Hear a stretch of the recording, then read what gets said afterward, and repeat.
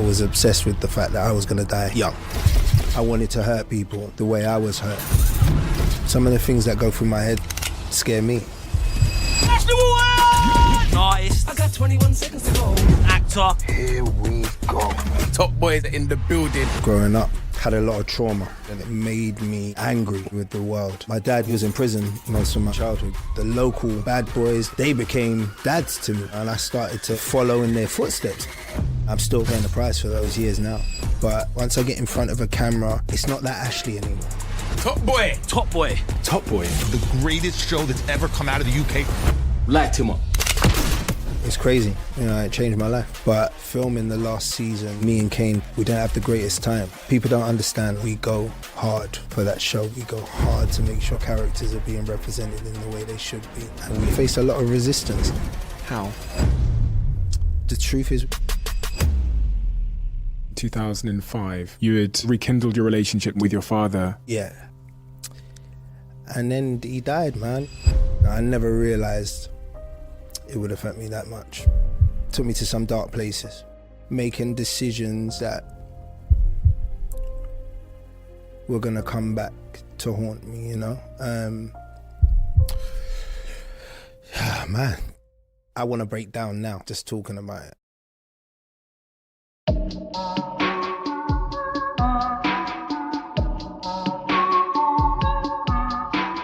Ashley, I've got an interesting observation that I wanted to start with. Yeah. The way you speak, the way you've been chatting to me before we started rolling, it almost reminds me of someone who has had a bit of therapy or has done some work on understanding the unobvious subconscious forces that are at play in their life and what you've had to delve into. Because I think, as is often the case in this podcast, I think our earliest context shapes us in a profound way, and it's something that's quite hard to unshape ourselves with, undo as we become adults. So, what is that early context that you've had to reflect on to understand yourself?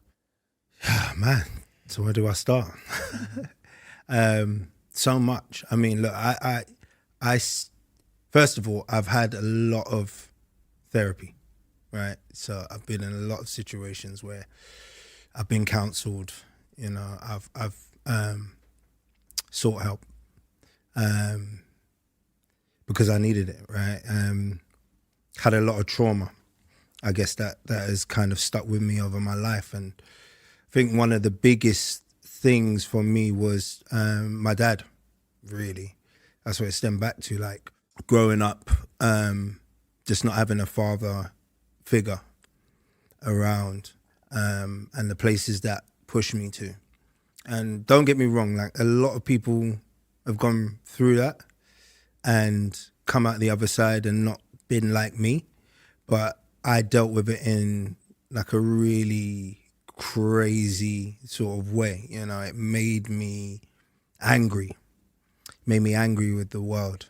So all throughout my Soul Solid years and my early kind of acting years, my attitude towards life and towards other people was it was wrong, you know, it was quite negative. And I wanted to hurt people the way I was hurt. And sometimes I did, you know, It came out in a lot of different ways. Some of the people I cared about, some of the people who were close to me, and some people I didn't know, random people, but got me into a lot of trouble with the police. Yeah, you know, I just didn't care about myself as a teen growing up. So, and look, I had some amazing supportive people around me. My mum is amazing. I've got an amazing family. But that one niggling thing of kind of being slightly lost about what a man is, not feeling like I fit in rooms with other men, you know, in groups of people and stuff like that. Just having this niggling doubt about myself all the time, made me quite a difficult person to be around growing up and trying to explore that. So yeah, I didn't know that's why at the time. I didn't know it had anything to do with, you know, not having my dad around. My dad, when he was around, you know, he was in prison most of my childhood growing up. That was France. He used to say he was in France.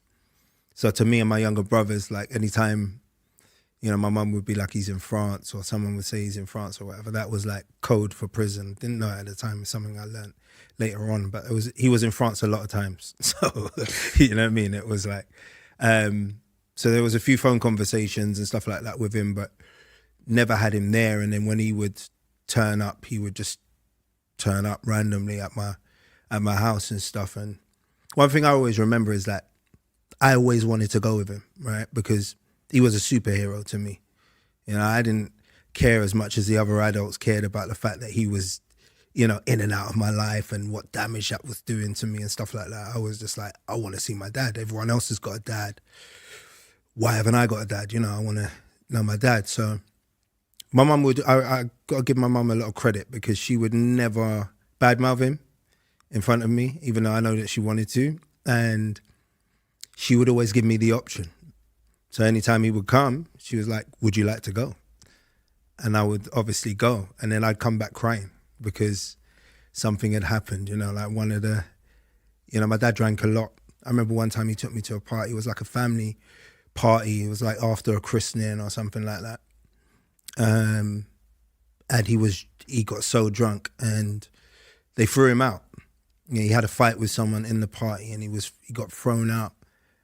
And I remember having to, like, you know, maybe like 10, 11 tops, having to carry him home, literally down the street, like carry this guy home to my grand's, to his mum's, you know, being chased by the police in the car, you know, him pushing my head down in the back. I just remember that image of him going like, look, keep your head down and stuff like that. And he was getting chased by police. And I laugh about it now. It's more an uneasy laugh that's happening. This is not me being like proud of any of this. It's just, those were my images. Those are my images and memories of like being with my dad. But without fail, my mum said, you want to go back? I'll go back, you know. I wanted a dad. He weren't the best dad, you know, but I wanted someone there. And kind of eventually when I realized, when I got a bit older and I was kind of angry with him for how he treated me, it became, I'm going to find other figures, other dad figures, other role models in my community.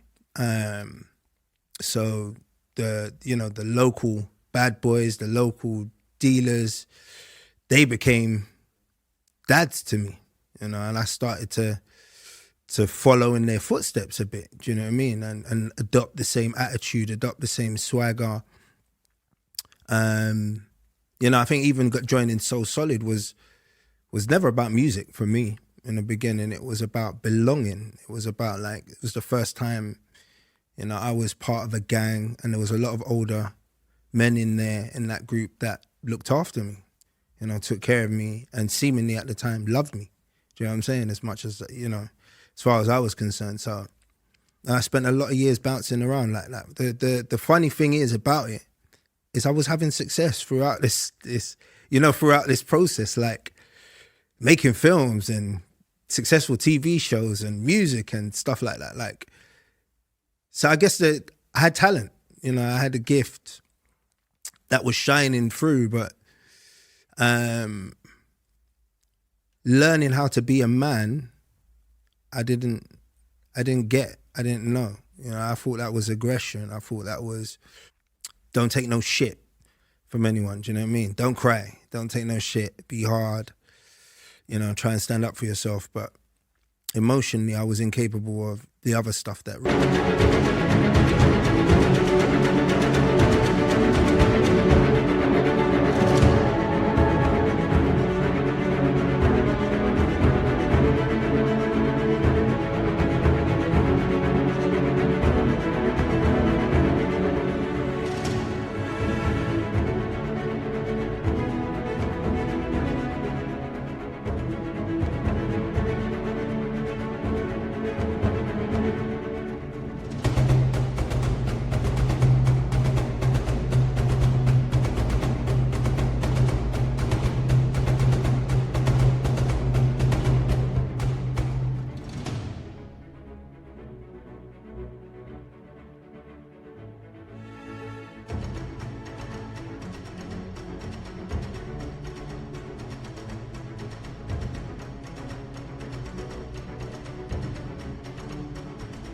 really builds the real picture of what a man is.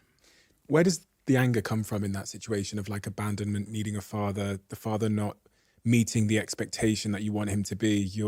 I often hear it with kids, like you're desperate for your father to like be a father, and you repeatedly give them another chance to be that person, and they continue to let you down over and over and over again. And it's funny because I've sat here with like child psychologists and Gabor Mate and all of these geniuses that study children at a young age, and it's funny how the one thing that Gabor said to me, who's maybe like the number one child psychologist in the world, said to me, he was like, children in any context think everything's about them. They're narcissists. So if the parents are arguing, they interpret that as something about them. And if even in the context of what you've described, your father's behavior there, he's got his own problem clearly, but you interpret it as meaning something about you. Of course, yeah. And have you been able to understand what the interpretation was? How you interpreted that situation? I think not in that much detail, but I guess, surface wise that I wasn't good enough. I can only say that because of how I've treated myself. Because I generally, I never think I'm good enough to Really? be doing anything that I'm doing. I always feel like there's always like a sly little bit of me, and it's like, they're gonna catch me out next week. Like I shouldn't have this opportunity. I'm always going to make the most of it.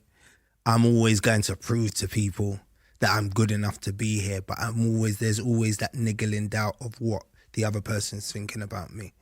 And that's something that I'm still working on today. I'm still working on the whole process of understanding, like, someone else's opinion of me is none of my business. Do you know what I'm saying? Like, and just accepting that, going into a room, and if I see people talking in the corner, wondering, are they talking about me? Having those, like, that sort of thought process is tough, but I think it stems from rejection. I think it stems from, being abandoned slightly. I mean, I hate to use that word, but because, my mum will be upset about me using that terminology, but because she never understood, and bless her, my mum's a very intelligent woman, but one thing she couldn't understand emotionally was the fact that I still wanted him. And even, up until he died and after he died, there was loads of moments where I was broken, and she was just like, what is wrong with you? Like, why, you didn't really know him like that. Like, why are you, she just didn't get that. Yeah, I just wanted him to be proud. If anything, I'd just love him to see me now. I'd love him to understand, like, who I've become, what I've achieved. I think in the beginning that was like a stick your finger up sort of thing. Like, even without you, I did great, But the reality is, like, the last encounter I had with him was the most beautiful encounter ever, maybe that I've ever had with any person that I love. Like, and he said some things to me that really have stuck with me, Really, I changed my life going forward, but he didn't care. He was like, he cared about me, but he didn't care about the stuff that I was doing. He was like, that's meaningless. It's like, all of that can be taken away at any time. I'm glad you've got talent. I'm glad you feel fulfilled in, like, what you're trying to achieve in life and your life goals and that. But I wouldn't care if you did that or you didn't. It'd still be my son, and I'd still love you as much as I do. And he was always concerned about my fight for perfection. Because I spend a lot of time, like, trying to dig deep to make things perfect, right? And it's only now I know that nothing can be perfect. There's no such thing, And I think I eventually understood, like, it's not always going to go my way, right? But I have to be slightly more willing to adapt, to accept that. And when I have been more willing to accept it. Good things have happened, you know. I got to be open to it. He passed away in 2005, right? Yeah. And by that time, you had sort of rekindled your relationship to some degree. When I was reading through, I think it's So Solid, page 12, you referred to him at that time as a waste of space, which I guess was a reflection of how you were feeling about him at that time. Yeah. I mean, it's so funny you bring that book up because I won't even read that book. Really? I don't even think I've ever read it, if I'm honest with you.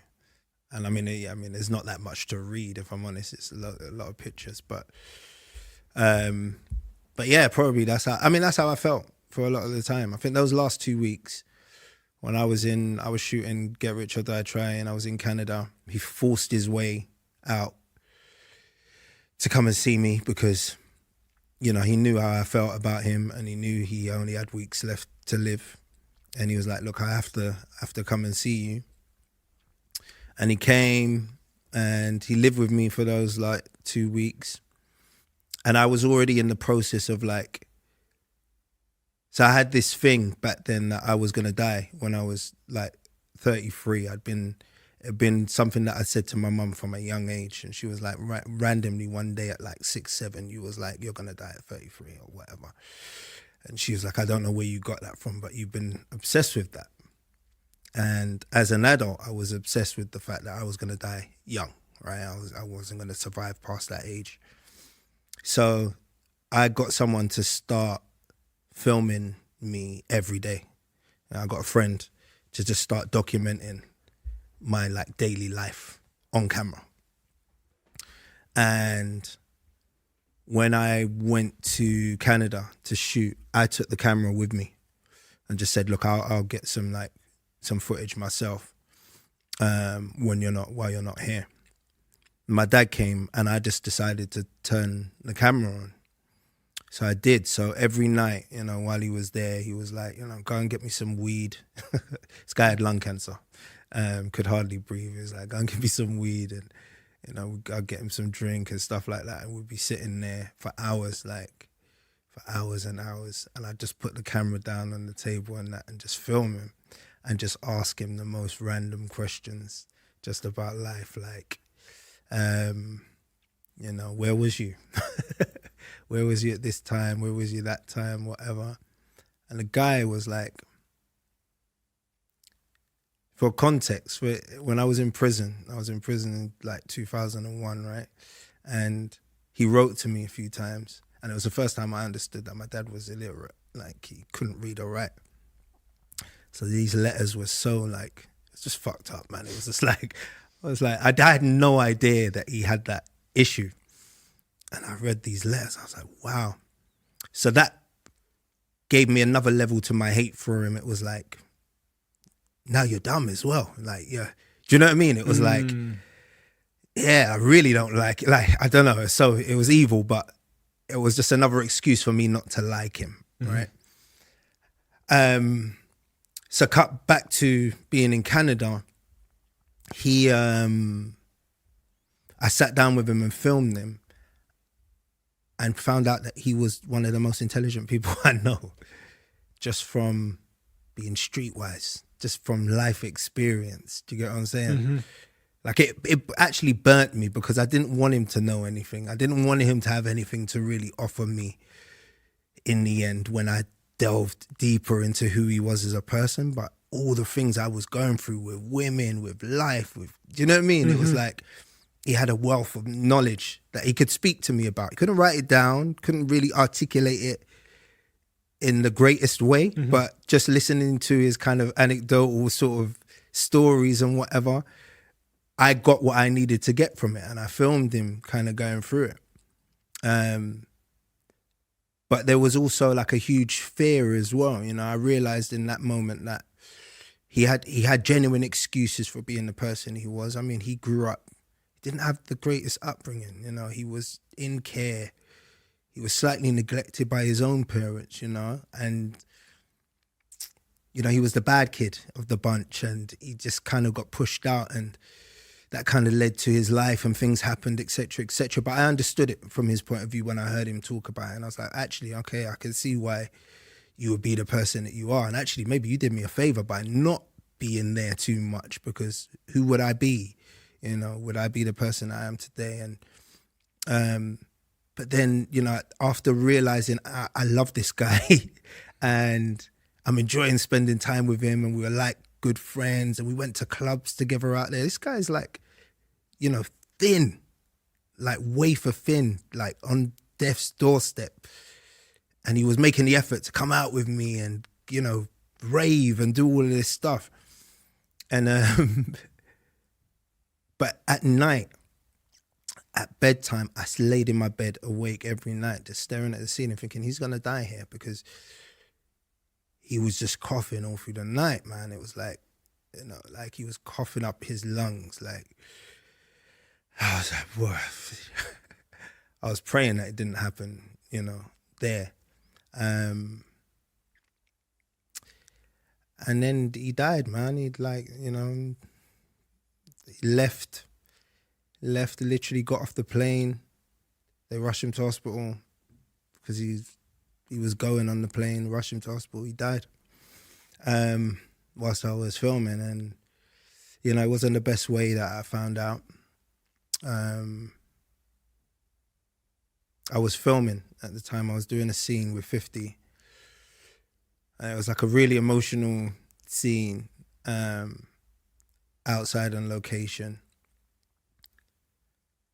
And the vibe just changed on set. Like, you know, in between takes, everyone stopped talking. It was quiet. It was like this. And like, the producers were just like looking at me. And I was like, nah. I knew. Do you know what I mean? Something had happened. I knew something was wrong. And they was like, look, we're going to take a break. Just go and call home. You need to call home, Ashley. So I went to my trailer and called my partner at the time, and she was like, I'm sorry, man. I mean, he's gone. So it's tough. It was tough. It was a tough moment. It was a tough moment. Yeah, and I was broken. I was broken. I never realized it would affect me that much. It broke me. And crazy, but the one thing I remember from that moment is I went to my trailer, I broke down. Some of the actors came, like Joy Bryant, she came in and she was just like, just hugged me, and I was just crying and stuff. And 50 came in and was, and he won't remember this, and I know it wasn't malice or there's any bad intentions, but he was like, I'm sorry to hear about your dad. And then just started talking about a scene to someone, you know, when someone's like, sorry to hear about your dad, man. Anyway, whatever. And I was like, you know, talking to him after, it was like, he's been through some shit, you know, that's made him really like, but I hadn't been through anything like that. No, at that point, that was my first real kind of close encounter with death, like, and having someone that meant so much to me pass away. But my first instinct was, you know, to work, to continue working. I continued working. I flew back for the funeral for literally one day, did the funeral, and then I left. I went back to work. I just plowed through and I didn't grieve. And I haven't. You haven't? I don't think I have. You know, I don't know what you call it. Because even like now, I want to break down now, just talking about it. I don't know, it's just like 2005, right? It's like 18 years or whatever. So, I mean, is that an indication that I haven't dealt with it enough? You know, I don't know. The feelings you have towards his loss, are they complicated? Are there unanswered conversations? is there any regrets in there? What were those feelings? Because your mother, as you said, was surprised by your reaction to his loss. From him dying, I went off the rails a bit. I went off the rails a bit in the sense of my ego took over and I lost any sort of spiritual connection that I had with life or the universe up until that point. I'm never been the most religious person, but I've always been a believer in like the universal law, right? Like in if I give, I will get. In the way that things are meant to be. Anything that's happened in my life has been manifested in some sort of way. When I wanted to be in Soul Solid, I knew who Soul Solid were before they knew who I was. And I looked in the mirror one day and said, I'm going to be in that group. And that was a little boy on the streets working out ways to be, and the universe constantly bringing people around my situation that was connected to that situation, that was bridging the gap for me, So I only had to focus and believe or whatever. So I believe in all that stuff. But when it come to when my dad passed, I lost a lot of those beliefs. I lost a lot of that understanding, and I became slightly just lost. Lost. I was, I drank more. I cared less about myself, about where I was going, and about what I wanted in life and stuff. And that led me on a different sort of journey.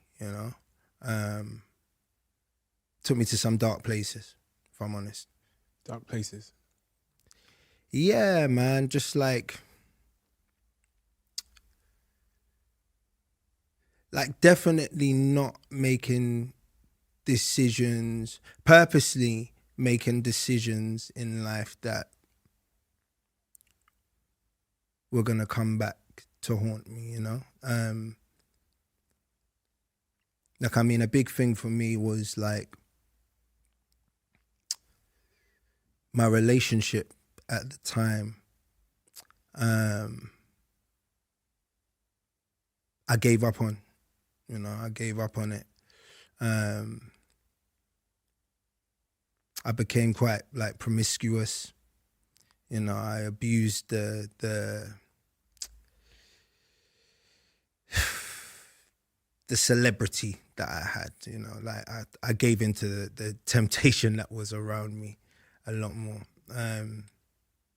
And I really hurt my first partner by being that person. And actually that resulted in me having 2 kids out of my relationship. So 2 of my children, who I love dearly, came from that situation. But I think that was a big part of my my reckless sort of rebellious sort of attitude. And the only way I can put it is that I came before everyone at that point. Me and my ego, and the world revolved around me. And I think before that point, even though I did have moments of being quite wayward and whatever, I was still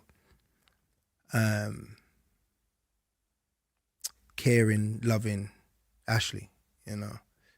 That's how I grew up. But yeah, I definitely came out of my box from that point on. And I guess to me at the time it was you only live once. I don't fear anyone. Whatever happens, happens. It was that whole thing that was going on. But I'm still paying the price for those years now. I think this is fascinating. I looked at the back end of our YouTube channel, and it says that since this channel started, 69.9% of you that watch it frequently haven't yet hit the subscribe button. So, I have a favour to ask you. If you've ever watched this channel and enjoyed the content, if you're enjoying this episode right now, please could I ask a small favour? Please hit the subscribe button. Helps this channel more than I can explain. And I promise, if you do that, to return the favour, we will make this show better and better and better and better and better. That's a promise I'm willing to make you if you hit the subscribe button. Do we have a deal? Those tapes, have you still got them?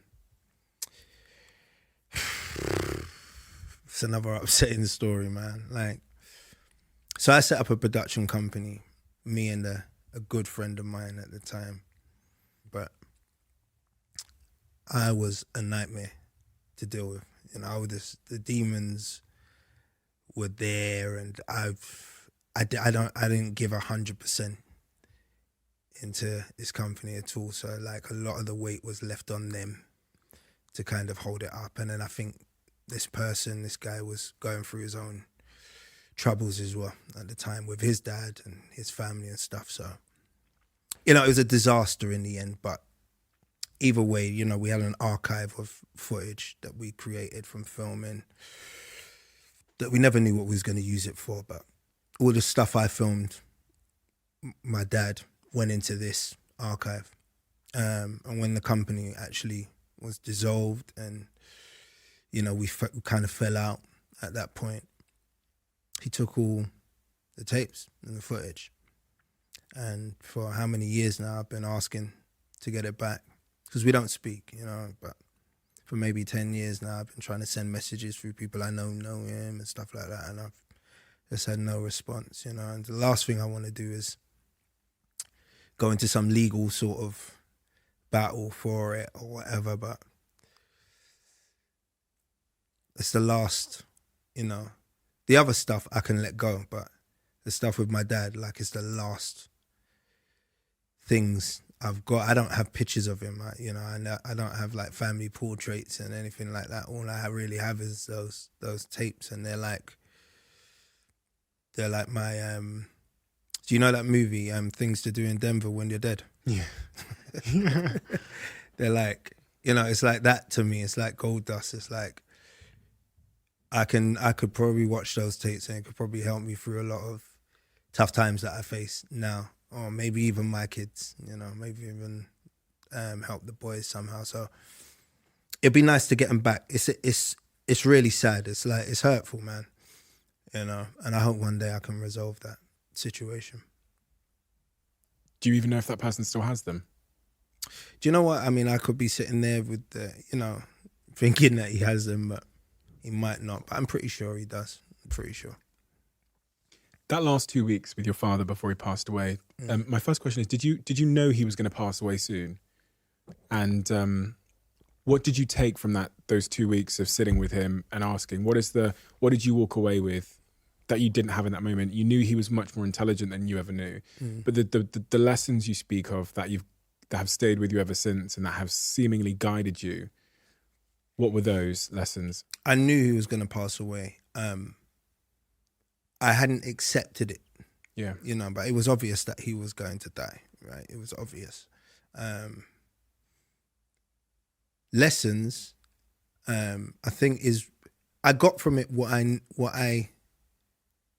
of the key things I needed. And I think one of the key things you need from knowing your dad is knowing where you come from. I think that's it's just such a key point in being a dad. Like, if my son can look at me, I can look at my son and kind of, he knows who I am, he knows where I came from, he knows what my values are, you know, what I expect of him and stuff like that, then I think it makes it easier for him going out there to be just a person, to be just a human being. When you're constantly looking for that reference point, right? You're lost, you know, and when I spent those 2 weeks with him, I kind of got a better understanding of, oh, okay, this is why I do that funny thing with my eye when, you know what I mean? I'm lying, or this is why I feel this way at this point. And, you know, he was powerful as a man. He didn't have anything, but he oozed some sort of confidence and charm, right? That you can't buy. Like, you know what I mean? And I felt that and I saw that in him. And it made me understand about I should feel more like that by myself. Do you know what I mean? I should feel more powerful. Look, you don't have to be a dickhead, you know, when you're confident. Doesn't have to come across that way. But he had that like that level of confidence with like some beautiful sort of humility that went with it. But you know, and that was my dad. That was my dad. So it made me know that I can be that person. You know, that I don't need to doubt myself as much as I do. And he stripped away from me. He constantly, in that little time I spent with him, he stripped away all the, because I was like hiding myself in success. I've got this watch, I've got this car, this coat, and staying in this apartment and this and that or whatever. And he didn't give a shit about any of that. And I don't know whether he was doing it on purpose, but he genuinely was like, well, I mean, it's good. You know what I mean? But, and he knew a lot more about me than I thought he did. So he paid attention somehow. But I walked away from that meeting, that encounter, knowing that he loved me and knowing that he was proud of me. You know, he was proud. And that was good enough. What would you say to him if he was listening now? I think I didn't tell him thank you. I hope he didn't get on that plane feeling like, you know, feeling like I was still unhappy with him. Because I treated him quite bad, you know, especially when he was going through his cancer. When he told me he had cancer, I was like, whatever. Like, I don't even believe you. You're probably just saying it because you want me to talk to you. You know, that was my attitude towards him in that period of time. That's how much anger I was holding. So, you know, I let go of a lot of that whilst we was together. But I do wonder if there was any doubt in his mind when he left, you know, because I couldn't, you know, it's not like I was like, you know, all over him and touchy-feely and kissing him and, you know, rubbing him and stroking him and stuff. I still kept a bit of a, you know, a toughness about it. Like, I'm not going to let you in like that, you know, but I do hope that he could read between the lines and know that I'd softened slightly and like let him in a bit. If you could see all the success you've had now, what do you reckon he'd think? All that you've done? He'd probably try and tell me, like, you know, he'd be like, you're not doing this right, you're not doing that right, you could improve in this area and that area and whatever, but we'll probably butt heads about it. But, you know, that'd be all good. I'd take that now. In hindsight, you know what I mean? I'd take it. You try and be your dad. That's what dads do, right? I mean, that's it. Yeah. That's it. Mums do the same. Yeah. I do envy some of my friends that I know. Like, I've got really good relationships with their dads, and you know, their dads have looked over their contracts and stuff like that. Do you know what I mean? I've been a major part of their life. You know, I'm determined to do that for my kids if they ever need it. In hindsight, though, we look at some of the most difficult things we've been through and overcome, and we understand the correlation that has with the better things about us or the things that we're proud of. Like, there's often a surprising link between the worst thing that's happened to us or the worst trauma we've had and the best thing that's happened to us. And as I was listening to all of that, you know, you used this word talent at the very beginning. You said I must have just had a talent.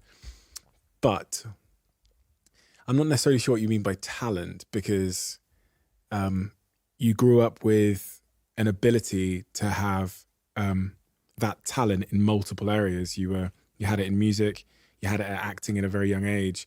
And there's part of me that wonders that, you know, about the link of the things that you went through and the circumstances you were in, and how that left you with this trait you described as not quite ever thinking your work or you were good enough, how that actually all played into your drive and ambition to go that extra mile, to work that extra hour, to spend an extra hour in the editing studio. And I often see in people that when they have that feeling of like, some call it imposter syndrome, I don't like the term, that they actually produce better work because they end up becoming the perfectionist that your father told you not to be. So it's interesting that there's a correlation there. And well, if I asked you, because I was looking at this and you started acting super young, I'm wondering how it's possible that at 15 years old, you were not only joining one of the most successful groups at the time in So Solid Crew, but you're also acting on the BBC 15, 16, 17 years old. You're doing two things that most people never... I mean, if one person had just been in So Solid Crew, that would be a success. They would be a success. But for you to be doing both things at the same time, what have I missed here? Like, what is it about you that your character traits, your philosophy, your mindset that you think has really guided you through that process? I'm gonna struggle to answer this, Stephen, if in all honesty, because it kind of involves like it kind of involves bigging myself up a bit more than I'm comfortable with, if I'm honest. But since we're here, no joke. No, I think it's more. Look, I believe there's that some of that charm that we spoke about that I saw in my dad, I know I have in me, right? So I have that ability.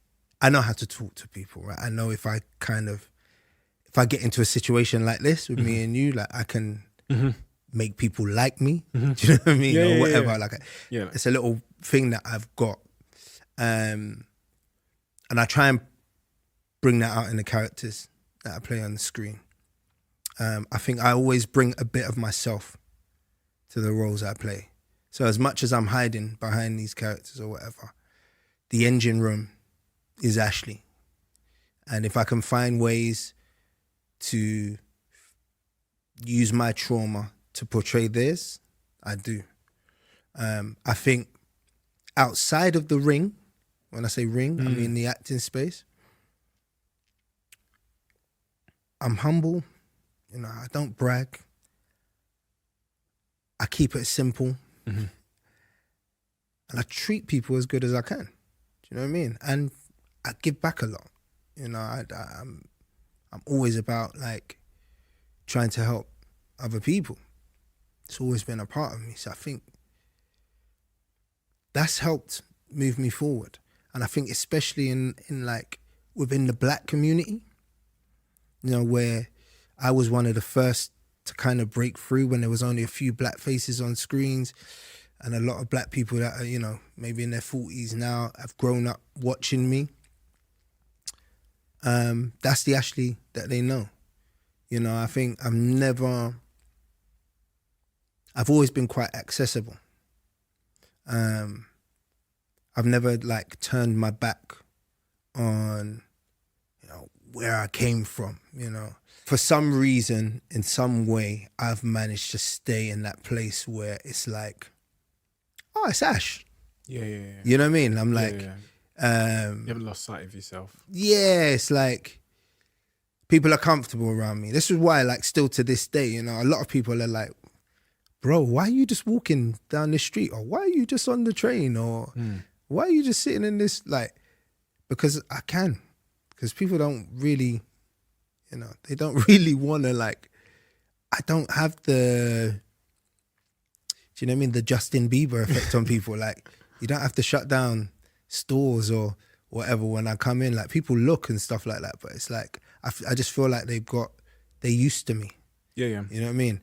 And I think like, I'm straying off point a bit, but I think like all of this as part of my character, as part of my personality ties into why I've been working for so long, why I've managed to maintain relationships in the industry, and why I have a solid like fan base, solid base of supporters that will show up to my shows, to watch my films or watch, do you know what I mean? Why makes people still sense. invest in me. Yeah, it makes sense. And we often don't think about the role that people skills will play over a long period of time.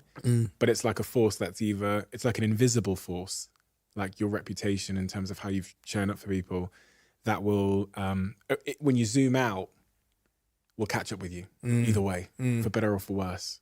You know what I mean? Yeah, that's it. We call it like invisible PR. It's like how you've treated people along the way. Well, and people don't often focus on that because there's other things they might try and focus on. But that force that's kind of just making sure people call you when there's that opportunity or they recommend you in a room you're not in. And that all comes down to everything you've just said there. If I'm honest with you, it's helped me so much in the sense of I've made mistakes along the way. You know, I've made mistakes that have not necessarily been public mistakes. I'm never say that I'm a perfect person. But when I have made those mistakes, people that have known me have supported me. You know what I mean? So because, you know, I've been good to people. Like, so, you know, when we live in a world today where, you know, any minute people can turn their back on you. Any minute people can, you know, cancel you or whatever they want to call it. And, you know, it happens day in and day out. So, you know, I feel really proud of the fact that I've been as genuine as I can be coming up. If I was one of your kids then and I come to you and I say, Dad, listen, I want to be an actor. No. What? No, I couldn't tell them no. But I would be worried. Why? Because it's just hard. It's a hard industry to crack. Yeah, but you did it, Dad. Yeah, I did it, but I don't know how. I'm yet to know what the blueprint is. It's tough. You know, my students at Kingdom ask me this all the time. And I'm like, all I can teach you is like how to prepare. How it's going to happen, when it's going to happen or whatever. That is like, it's an anomaly, man. That's like, it comes when it comes, right? And you just got to be kind of ready for it at the time. But yeah, I mean, my kids, and the worst thing about it is, like, most of them probably are going to do something in entertainment. I can see that. So it's going to be tough. It's going to be tough for them. It's going to be tough for me. But it is a rocky road, and it's a tough life. But I will support them all the way. What is that? So if I was like, Dad, what do you mean rocky road? Rocky road meaning, you know, for years, I'd say only in the last 10 years, I've been financially stable. But I've been acting all of my life. So not knowing sometimes how I was going to feed my children, you know, what was going to happen next, you know, just whether I was coming or going, it was just unstable. It's just unstable. And the rejection is immense, man. Like, you have to be really tough in places when it comes to 80% of it is people just telling you no. Like, this ain't going to happen. You're not going to be able to do it. That's probably not going to work. Sorry, we don't want you, not this time. You were great, but... you know what I'm saying? It's like that a lot of the time. What people get to see is that little 10% that works. Why didn't you listen to them? Because I spoke to someone close to you and they told me, they said, it's funny because earlier on you went, you weren't good at saying no to people, right? Because you said you have these people pleaser tendencies. But when I spoke to people close to you, they said, you're not good at hearing no either. As in, if someone says no to you, it turns into drive and motivation. Yeah, well... So why didn't you listen to them when all these people rejected you and said, no, it's not going to work. You're not going to be in this movie or this thing.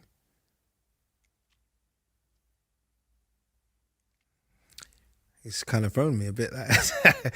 Now I'm thinking about who you spoke to. Yeah, but people are in your team. They say that, you know, when someone says no to you, like, you can't direct Ashley.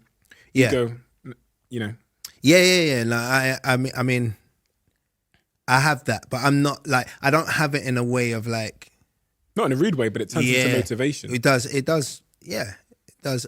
You know, when I'm silent, that's when people should worry about me. Because, you know, that's when I'm thinking how to get around you or how to do that thing that you said I can't do. But when someone says you can't do something, Ashley Walters, you can't do that. How does that feel? I don't like to, I mean, it doesn't feel good. It doesn't feel good. Especially when I know there's a way. And especially when I know that I can, you know, or I believe that I can. I just prefer people to let me try.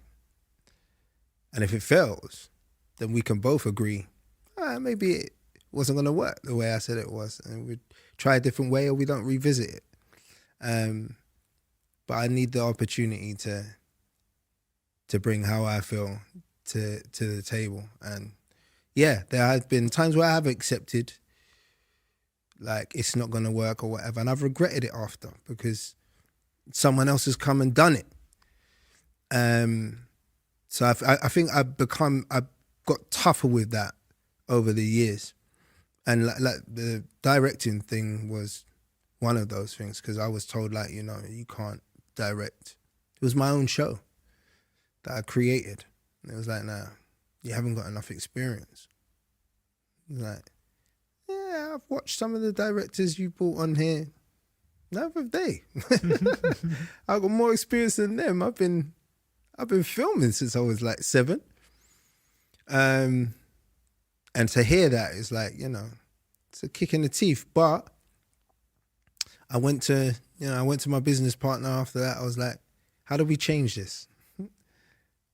And he was like, well, if you're serious about it, let's make a short film. So well, we're making a short film. We went and made a short film. Got some money from Sky, made this short film. And that came out. But I think actually what happened in that process was I liked it. I wasn't expecting to like directing so much. At that point, it was about, you want experience, I'm going to get you experience, the best experience that you could possibly have. But actually throughout the process, I was like, nah, I like this, man. I enjoy this process. And that's spiraled into me doing more. Yeah. You talked about Kingdom there. Those students that come to you, that you mentor, that ask you, you know, you said, okay, you can't help them figure out how and when it's going to happen, but you can get them prepared. What is preparation for the life you've lived? Boy. Well, I make a point of always saying to them that if you've come here trying to have my journey, you're gonna have to go to prison, you know, lose your dad, this, that, wherever. I told them all the negative things that's happened because that's what's made me. So I was speaking to Laura about this. I was like, look, I can't sit there and regret things that have gone wrong because the truth is, if those series of events hadn't happened in the way they happened on the days they happened, I wouldn't be sitting here now. And I wouldn't have all the great things that I have, the kids and this and that. Any little thing that was different might have changed the whole course of my life. So I have to accept that. Would you erase it? Would you erase your dad passing, going to prison if there was a button in front of you now? No, I couldn't. No. Really? I couldn't. Well, if I erased that, then I might have, you know, like that picture in Back to the Future where he's like, when he's not getting home or something like, and his brother starts to fade away, his sister starts to fade. It's like, if I erased that and brought my dad back, I might erase like 4 of my children. Do you know what I mean? Actually, 6 degrees of separation, you might not be here. Yes, true. You never know, right? So, no, I couldn't. You have to live with it. And I say this to students, it's like, so it's not about the journey, it's about how you use your journey. And more importantly, enjoying the journey. Because I tell you now, Stephen, it's not that enjoyable where I am. The best parts of what I've achieved has been along the way. Do you know what I mean? Mm-hmm. The people I've met, the fun I've had doing things, the filming, the memories, this and that or whatever. Actually, looking back, the challenges, the people saying no. So what I had to do to get around that, to get there and whatever.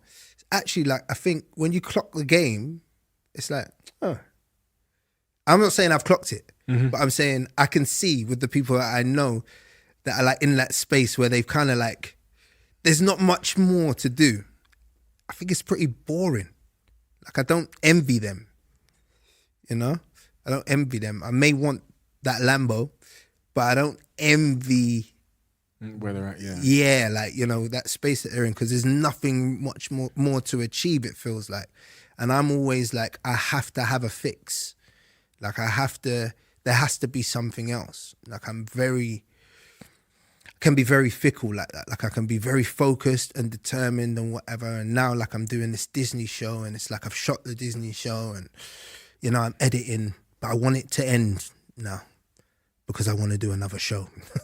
So let me play out this scenario then, Ashley. It was funny because as you were saying that, I was imagining someone coming into your life and saying, Ashley, you can't work for another 2 years. You just got to sit at home. But then I remembered we had that. Oh, yeah. The pandemic. Yeah. How did you respond to that? Not well. Sitting down is not good for me.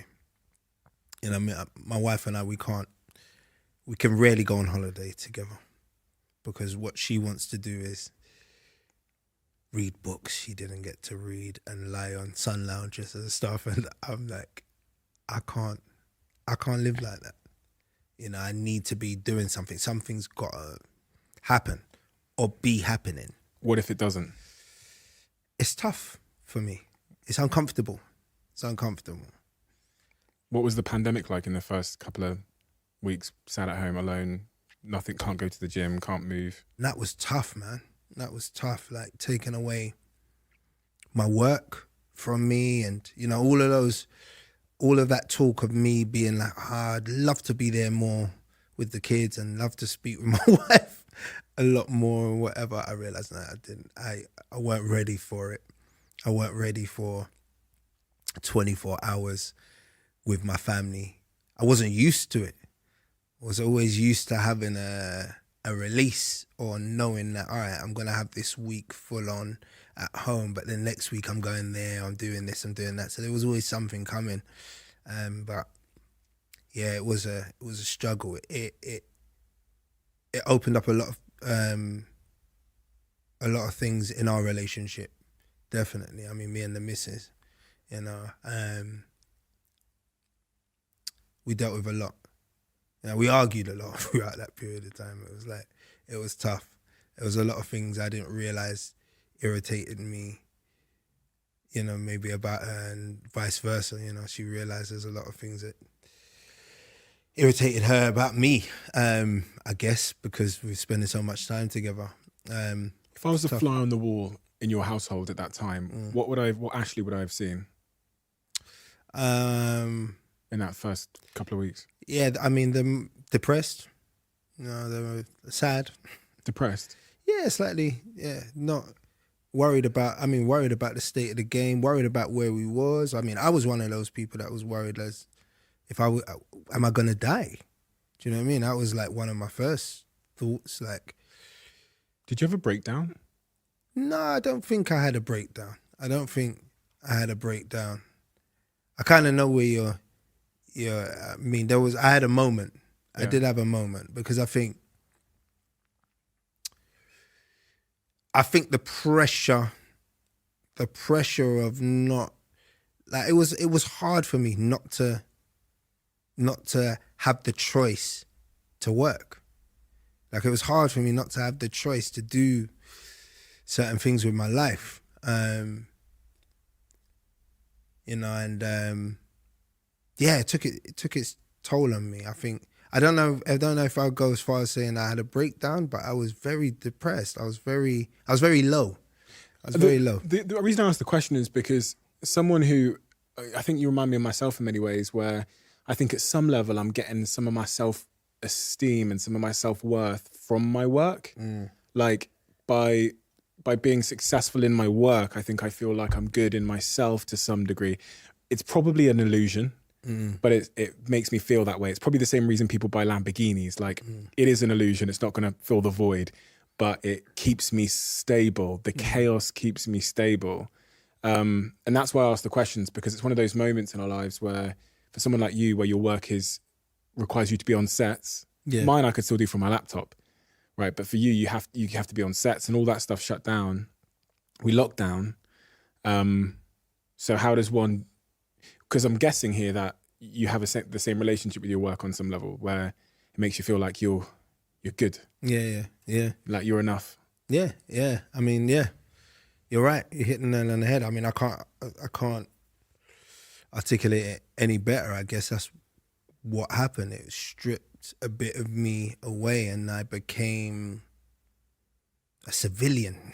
Do you know what I mean? It was like the little part of me that made me slightly different to the people around me had been taken away, and I just had to be Ashley and actually sit with my thoughts and deal with my flaws, you know. You'd spent a long time distracting yourself. Yeah, 100%. But it became evident. You know, I was drinking a little bit too much. I smoked a lot. You know, I was...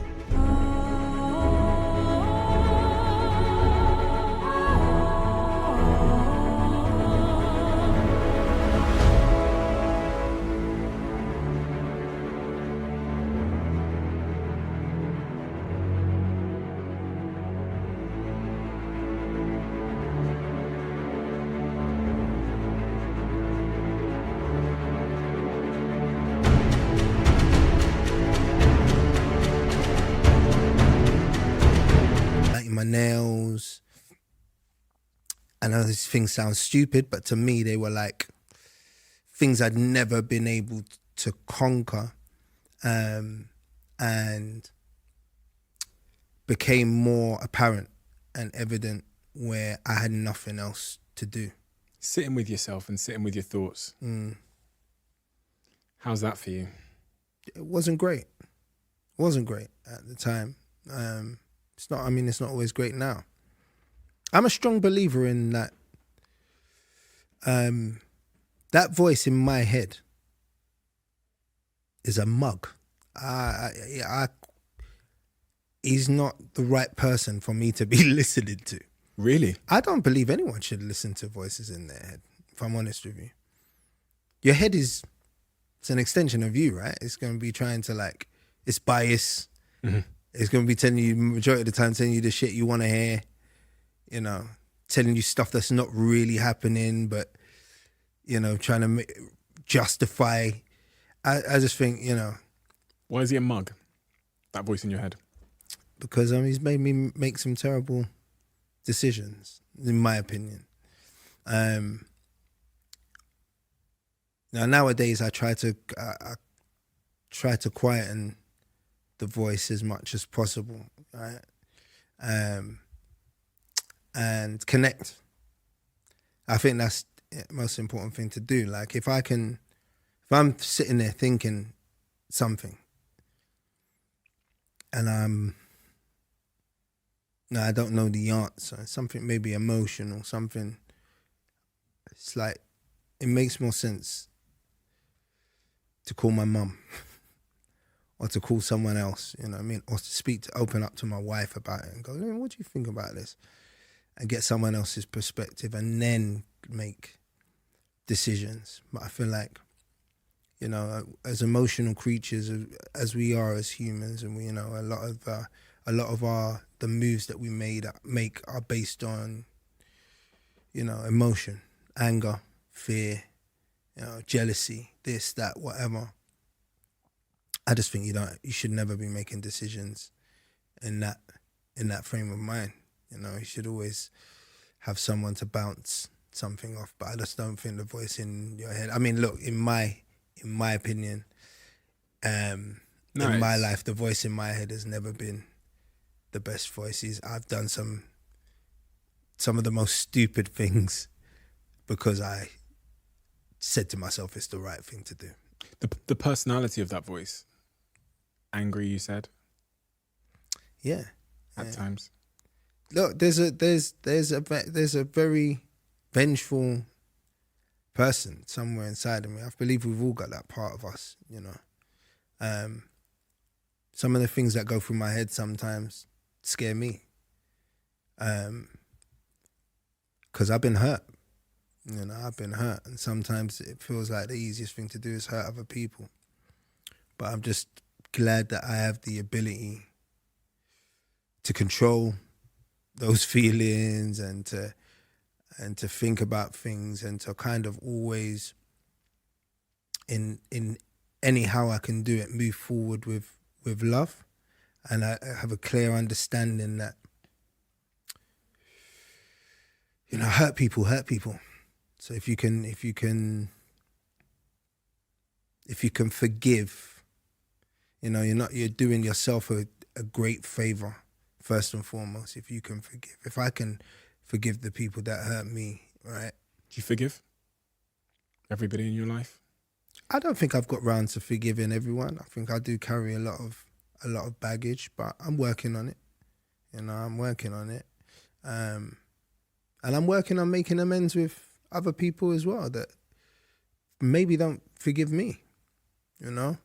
But what I do know is the people that maybe I don't forgive, they've probably forgotten who I am.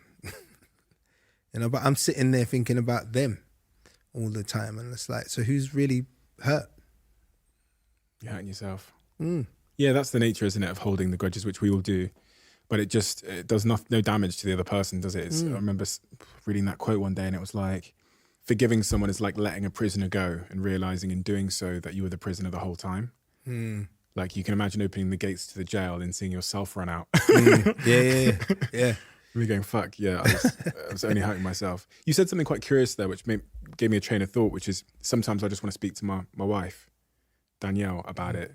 Now, speaking to your wife about it, when I think about the other points you've given me about not being, like growing up the way you did, emotion not coming naturally to you, I'm guessing you're like me in some respects where, because having the kind of conversations that you need to have to keep a woman in your life don't come naturally to me either. I still don't even call my parents I'd never call my parents mum or dad. I didn't have that affection growing up. So if you don't build the ability to communicate in a certain way and to listen in a certain way and show emotion in a certain way, you have no chance of being in a loving, committed relationship and getting all the benefits of that. What journey have you been on with, like, because it's funny, because I was thinking about that moment where you're locked down together and the war. And much of the war is like either one person or two people that don't know how to communicate properly. Yeah, that was the war. The war was because Dan is like, she's the most loving, caring, tactile sort of person I've ever met in my life. Like, to the point that when I first met her, when we first started dating, I met her a long time before we started dating, right? When we first started dating, and I met her family, and I saw how her family are together, like, it made me sick. And I know now it was jealousy. Because I just never, I love my mum, and I know my mum loves me, but we can go without talking for 2 weeks. We're not all over each other, hugging. Do you know what I mean? Like, we just have that really clean relationship. Hello, right? mother. Yeah. It's like that. Like, whereas Dan's family was completely different. I'd come home, you know, to the flat, and they'll all be lying on the sofa together, like lying in each other's laps, her brothers, her mum, or whatever. Then her dad would come out the kitchen, oh, you all right, Ash? Whatever. It's just like this whole, and in the beginning I was like, oh, this is grating on me. Like, I can't deal with this. This is weird. You know, that was my first reaction. This is weird.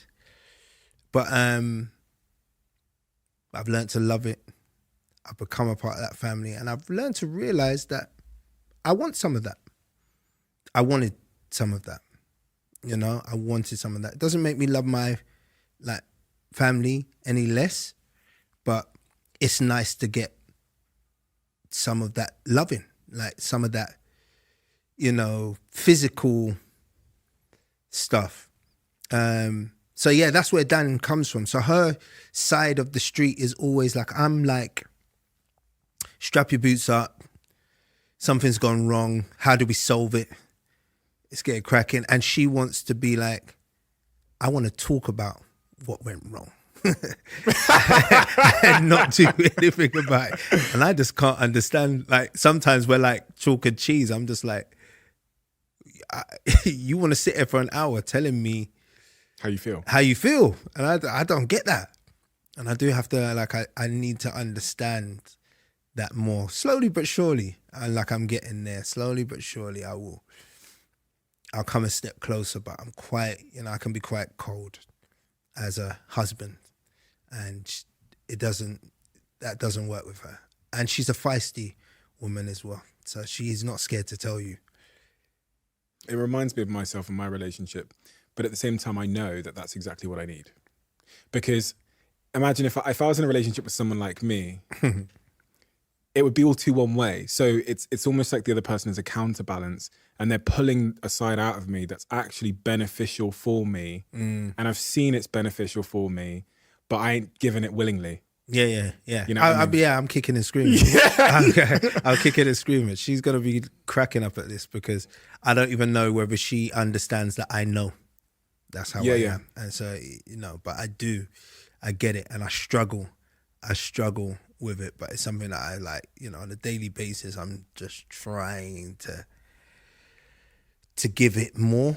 And you're right. You're completely right. It's like, it helps me in everything else that I'm doing, kind of bringing that side of me out. Do you have any ideas where that came from? I guess in one respect, I think about it in my own context. I go, I never learned that. No one ever told me that. So it's like alien behavior. But there is a part of me that at a deep level, I feel uncomfortable with it. Like, there's something about when my girlfriend wants to sit down for an hour and talk about how she's feeling and the situation we're in and stuff, where I kind of get a bit of an allergic reaction to it. And I kind of want to run, and I kind of just want to, like, what can I do to fix it now? Like, do you know what I mean? Yeah. What can I press, buy, say, just to end it, to fix it? Because something about me feels uncomfortable sharing my emotions. Is it a defense thing in me? You know what I'm saying? Like, is it, or did I just not learn how to do it? Or is it both? I think it's a combination of both. Like, I know for me, I definitely haven't learned how to do that. I don't know how to. I was saying it to a friend yesterday. I was like, because he was talking about his wife and stuff, and like she's working now and he's not working, and her job finishes at like 2 a.m. She gets home about 3, and then she wants to tell him about her day whilst they're in bed. And he's like, he doesn't want to hear it because it makes him feel like he wants to go and beat up her boss. Because, the stuff that she's telling him is like, so he gets angry about it, and it's like, starts to hold resentments or whatever. But he keeps his mouth shut. And I said, I can't do that. Because what happens with me is I cannot just listen. Do you know what I mean? I've worked that out now. Like, it burns me to keep my mouth shut because I want to solve it for you. You're a fixer. Yeah, I'm a fixer. I feel like that's what I need to do. There's no world where I feel like you're telling me something just for me to listen to it. Like, that's crazy to me. So I feel like when you're telling me something, it's like, all right, so you want me to, you could be just saying, I walked down the street, I fell over or whatever, and, that happened like last week or whatever. So I'm like, so should we book an appointment? Do you need to, should we x-ray your foot? Like, I need to do something. And I think the key to, but my mum has been like that. My mum was, shut up. How are you going to fix it? So you learn. Be quiet. What, you know what I mean? What's your next steps? How are you going to make this? What, you want to go there? Write me a business plan. You know, that's what I went through in my life. Communication was for the precursor to take some action. Yeah. It wasn't as a way to connect. Yeah, it weren't about, so let's sit down and just talk about each other's days. I was like, God, that must be difficult. In terms of like, if I'm Danny, your partner, and she comes from that background, she must have taken her a lot of work to understand you, that it's not that you don't love her. It's none of that, because that's how that must feel, that coldness. Shall I be honest with you? Please. It feels like that to her now. Yeah, I don't think she understands. Yeah, I mean, I'm hoping somewhere deep down she does, because she's still rocking with me. Have you told her though? Have you told her this? Because I feel like you probably find it easier to talk to me than to say it to her. About the sort of person that I am. Yeah, all of the stuff you said, like you said today. Yeah, I mean, we do a lot of work on it. We're in counselling, every week, and like we discuss it, we talk about it. I think the issue has been, up until that point, being in a room where someone's slightly mediating and helping to pull things out of you. Mm-hmm. I haven't felt comfortable enough to be honest with her, personally. Mm-hmm. But I think that's happening more now, and there's ways, we're learning ways to kind of talk about issues that we have with each other. And you're a dad now, so you've got kids, so you must think about how that sort of generational cycle you talked about with your father, then you, is then going to play out in the next generation. 100%, yeah. I mean, I carry a lot of fear for that, because it hasn't gone great with all of my children. I don't have the greatest relationship with all of my kids, especially my older ones. You had those when you were 17, those kids at 17, 18 years old. Yeah. You went to jail at 19 years old. So you were absent for much of that period. Yeah. A lot of the first bits of their life. And then when I wasn't, I was out, I was touring, I was doing music, and then I was acting. And then I mean, if I'm honest with you, a lot of the other times, like I didn't care enough. I cared about them. I loved my children, but I didn't want the adult responsibilities that came with it, and I didn't want to sacrifice, what I needed to do in order to give to them. So for a long period of time, I was like, I was not there in the way that I should be, and I know that I fell. I'm slightly paying the price for that now. What is the price for that? I feel like there's a slight distance between me and my older kids. There's a lack of trust there, in feeling sometimes like, why didn't they come to me about that? Yeah. That's for me that's a dad thing it's a dad conversation to have. And as well, I think I passed on my distant kind of ways to them. Okay.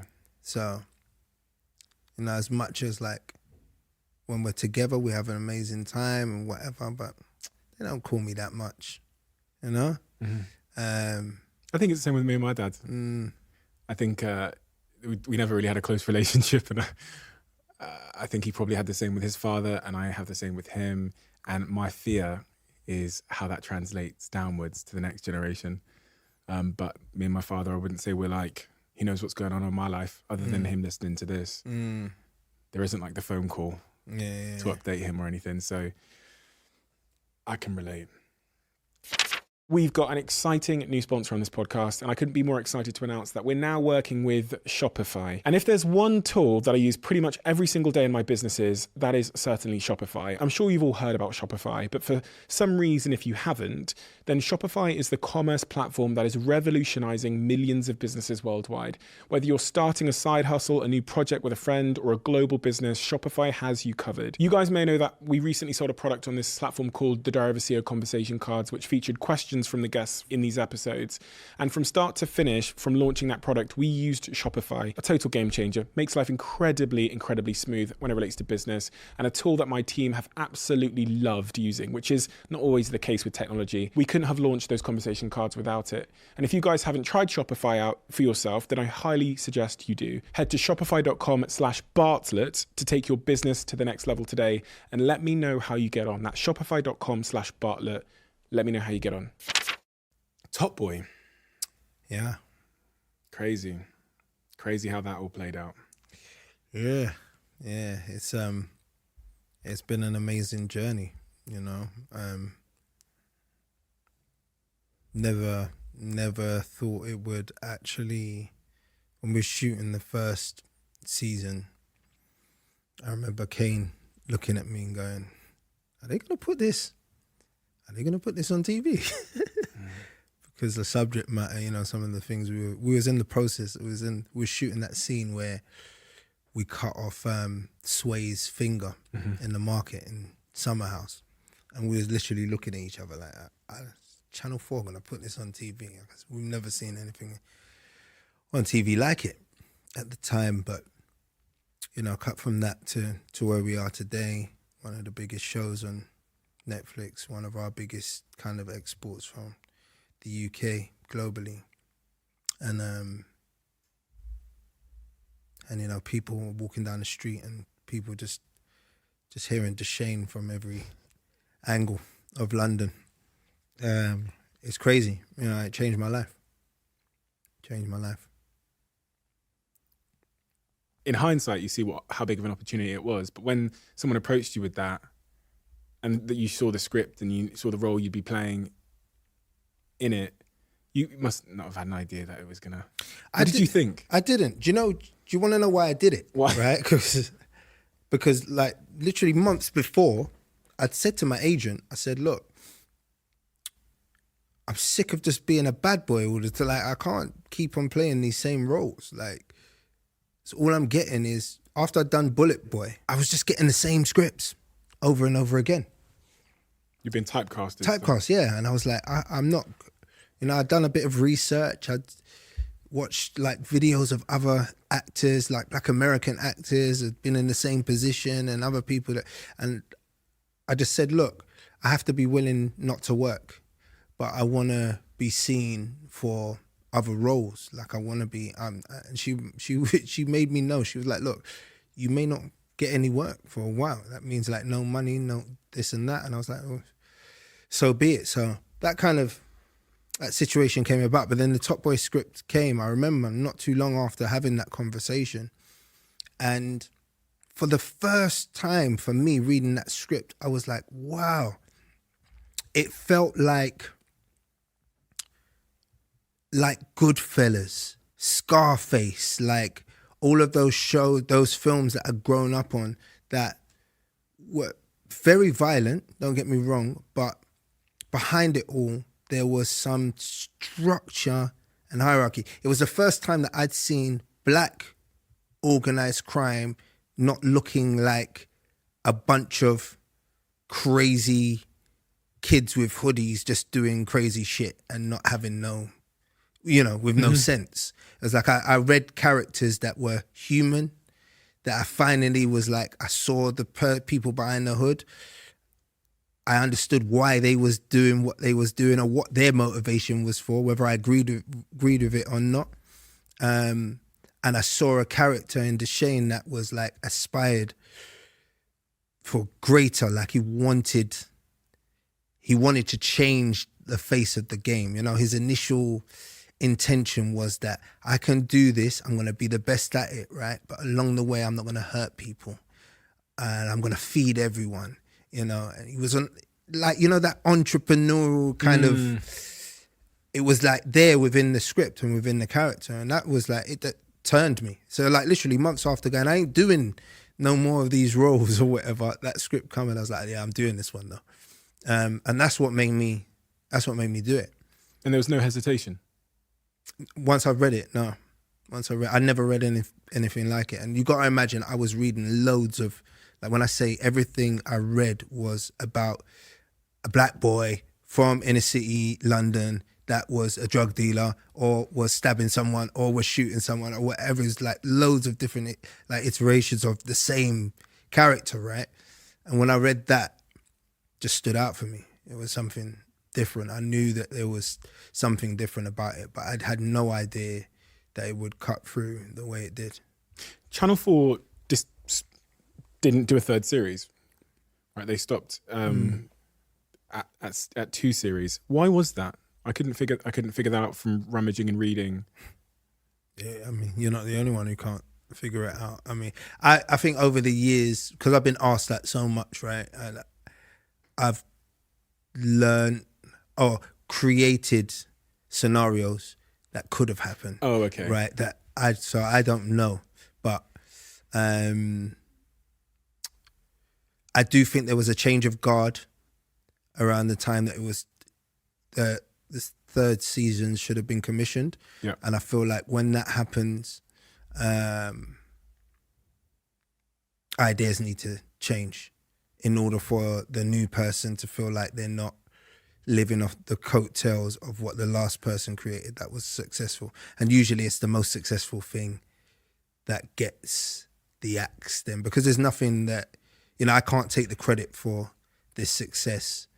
So I feel like that might have been a reason why, or maybe there just wasn't the space there at the time for them to take it where it needed to go to the next level. But either way, like we discussed before, so good that it happened that way, right? And it had that space to just not be around and for people to want it back for so many years before we got into the new situation. Why did it come back in your view? I think it timing wise, when it was on Channel 4, it landed at such a pivotal time just in London and for culture, and coincided with like your the real kind of social media kind of push and all of that stuff. So I think it was kind of cemented in people's minds, and I think it was like the first of its kind really to do what it did. So I think that having that fan base, that key kind of niche sort of fan base, cult fan base, kept it alive. And then I think it translated as well, didn't it? Really interestingly, because a lot of the work at that time that was one on the surface might think was similar. Those stories of of London and young black men and crime and all of that stuff, they didn't translate well globally. They didn't cross over to like different audiences, and in the same way that for some reason Top Boy just crossed over.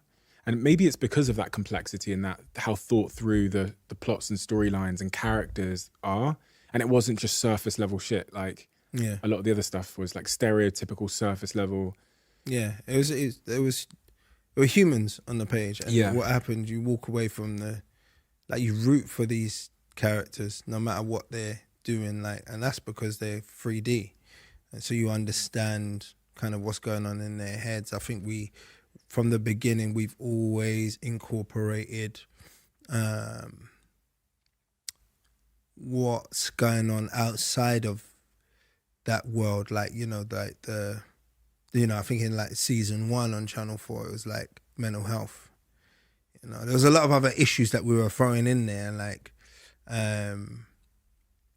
with the little kid Gem Soul, just kind of his family structure and neglect from his parents and stuff like that. There was other things that kind of we talked about that you just didn't get in the other shows. And then we had, a big part of this puzzle was Yan Demange,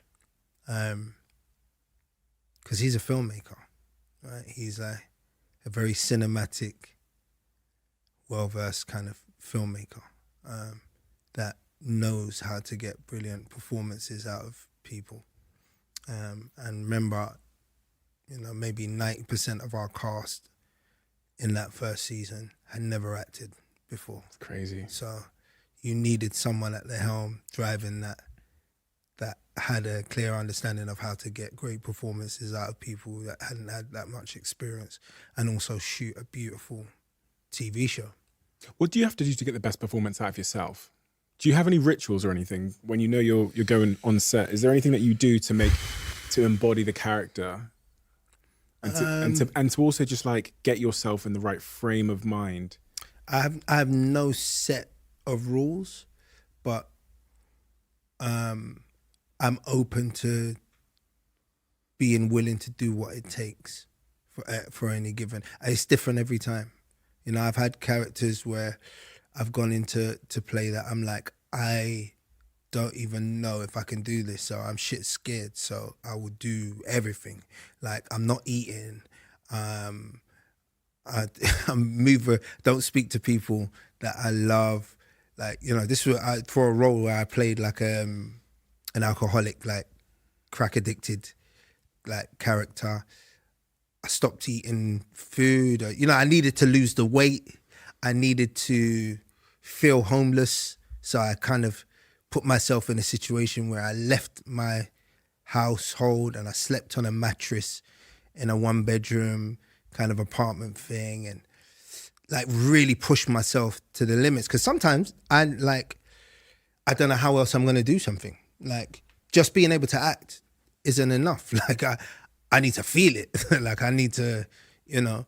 And then there's other times where I'm like, actually, I don't need to do that much. Like, I know this person, like, quite well. You know, I need to be well versed on who that character is, what their backstory is, so I can be free, like when I'm in the moment. But you know, I'm not one of these guys that have like a set of rules, and a lot of the time I believe less is more. You know, I don't want to be over prepared, because then I feel like there's no vulnerability. You know. So it gets picked up by Netflix. Yeah. And it becomes a mega show, one of their biggest shows of all time. Life changes for you hugely. You go on this journey for another 2 seasons on Netflix, and then you have one final season on its way. How do you feel about that? It's bittersweet. What's the bitter and what's the sweet? It's bitter that some of the people on that show that I've worked with the whole time and been doing it, I like my family, you know? And actually, I know we've discussed this, the type of person that I am. I'm not going to see them that much after, right? It was our reason for connection. And so what happens in this world, you move on, you make other families, you develop other relationships. So I worry about like losing those connections a bit. You look sad as you say it.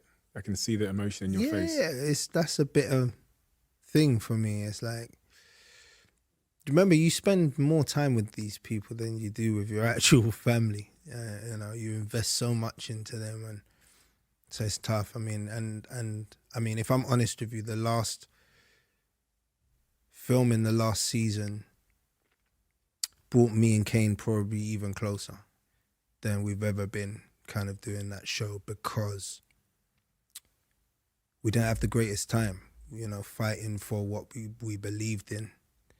And making it the best show that we could make it be, you know, the best last season for the fans. Like, people don't understand, like, we go hard for that show. We go hard to make sure the scripts are right. We go hard to make sure other characters are being represented in the way they should be, and storylines make sense and whatever. And the truth is, we faced a lot of resistance this time around, you know. We wasn't given the creative input all the time that we desired. And this is like a common thing, you know, this happens behind the scenes. So this is not me being a grass or anything. It's just like, it's the reality. And sometimes, you know, when there's 7 execs, 8 execs, not everyone agrees, and you got to, You know, you have to. It's business. You've been there, right? You know how the it goes. feeling, yeah. So it was tough. We went through a tough experience we haven't been through before. And that brought us closer together. So it's even harder knowing that this is the last time, because we developed another level to our relationship where I was like, like as businessmen, like We're a team. we're a team as well. You know what I mean? You know, but the sweet thing about it, if I want to make, you know, end on a positive, is that I've got my life back. You know, to a certain extent, Deshane is a very popular character, but when I say life back, meaning that I can pursue other avenues. You know, contractually, I was tied down to that show for a long time. You know, that's how it works, and it'd be nice to see what else is out there, what else I can do, where I can take my career. You scared a little bit? I was just going to say that, yeah. So it's also scary, because that was is to get that stability in the acting game is very rare. You know, usually if you want that sort of stability with a show or whatever, then you have to go and do a soap. You know, don't really get it from like drama like that. So. Yeah, it's been nice. It's been good for the family. It's been good for me to focus on just being an artist and enjoying what I do, rather than worrying about mortgages and, you know, other stuff. But yeah, been a brilliant time. Did you win the fight? When I say the fight, you two were fighting to have the show be the way you want it to be. Are you happy with how it's ended up this final season? Yeah. I mean, look, I wouldn't say necessarily that we won, but I think the process of pushing back and fighting for what you believe in always, without doing that, I don't think we would have got to where we got to. I think that the push and pull that happens within that process is what makes the show as good as it is.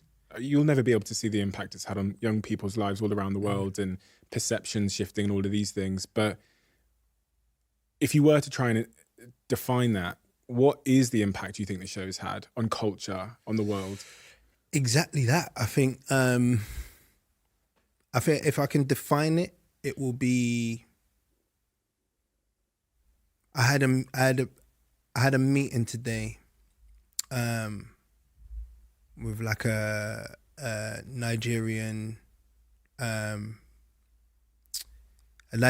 that owns like a record label, a very famous record label, right, and production company. And we sat down today and we was talking, and he was like,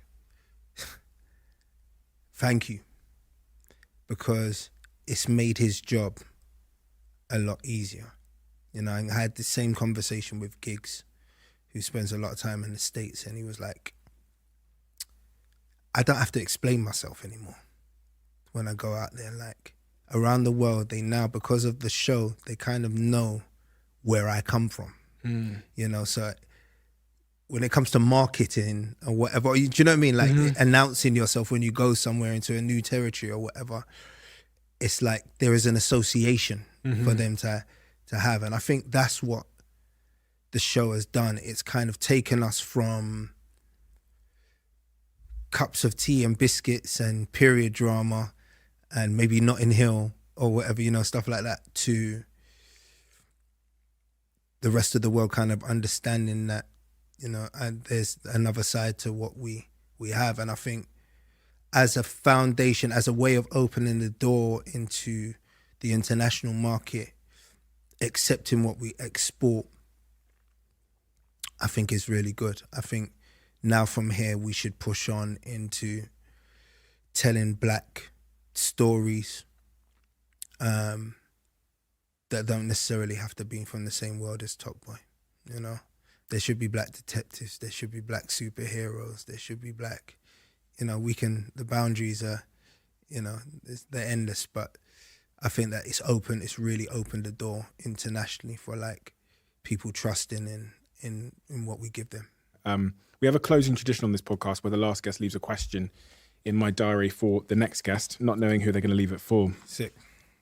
The question in the diary left for you is, you've got one phone call left to your children. What do you say to them? Ooh.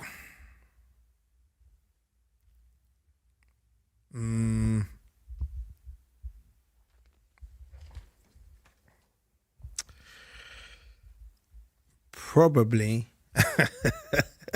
Uh-oh. Oh, shit. What I always say to my kids when I leave the house, don't eat my chicken wings.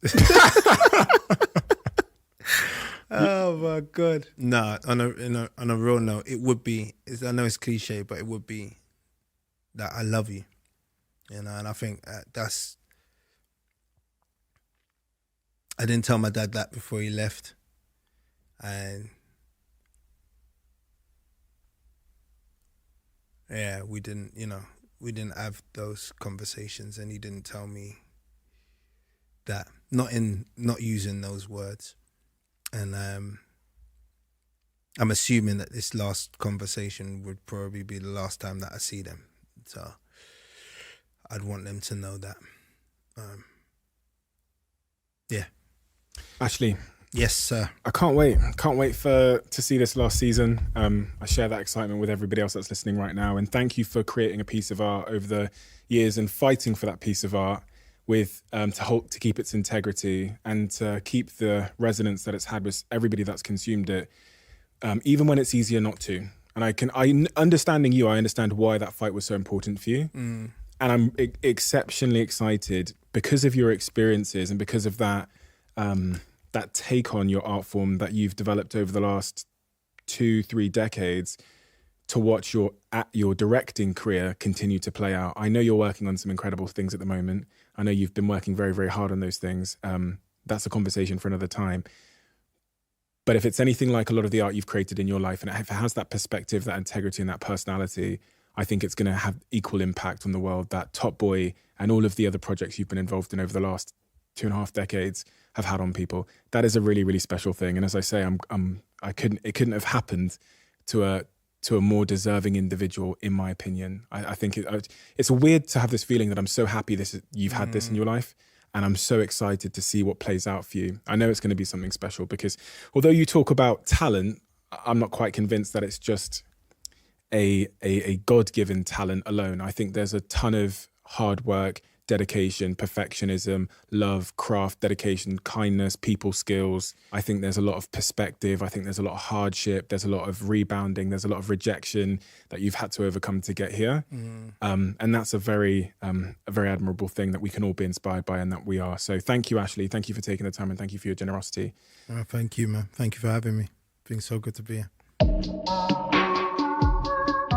Quick one. You guys know that for years now, my office has quite literally been everywhere. On a plane, in the back of my car, in a terminal, in an airport, or on a train. You name it, I've probably worked there. Ever since I started my first business at 19 years old, I've been working on the move. All I need is Wi-Fi, a desk, and my headphones, and I'm set. And one of the places that has always had my back when I'm struggling to find an office is WeWork. I've been using WeWork for years now. Whether it's in Manchester, London, Manhattan, or LA, WeWork is easy. It literally requires no thinking. There's no stress of finding the perfect working location. WeWork does it all for you. Plenty of desk space, meeting rooms, collaboration spaces, drinks, snacks, it's all there. So for your next remote working trip away from the office, or if you want a new fresh space to work in, then don't just work anywhere. WeWork might just be your answer. And you can get 25% off your first 6 months of WeWork All Access by using code CEOWORKS. That's one word, CEOWORKS. And to redeem this offer, visit we.co/CEOWORKS. As you may know, this podcast is sponsored by Huel. If you're living under a rock, you might have missed that. And Huel has such a wide range of products now, but there is a great way to try all of them. This is the Huel bestseller bundle, perfectly curated so that you can try all of the favorite products and decide which ones are your favorites. The bestseller bundle has a range of meals and bars, including the iconic Huel shaker, the pot and a free t-shirt, which if you've got the free heel t-shirt, you'll understand how well that t-shirt fits. I'm not just saying that, it really, really is phenomenal. If you've heard me talking about Huel, but haven't tried it for some reason, then this is a great option for you to get to know the range and find the product that works best for you. I've tried every single Huel product in the boardroom, in the development laboratories, and in my home. And there's a couple of products which have just revolutionized my life because they meet the requirements that I'm looking for. So if you're looking to try Huel for the first time and to get into it and to join the Hooligan family, I'd highly recommend you try this out.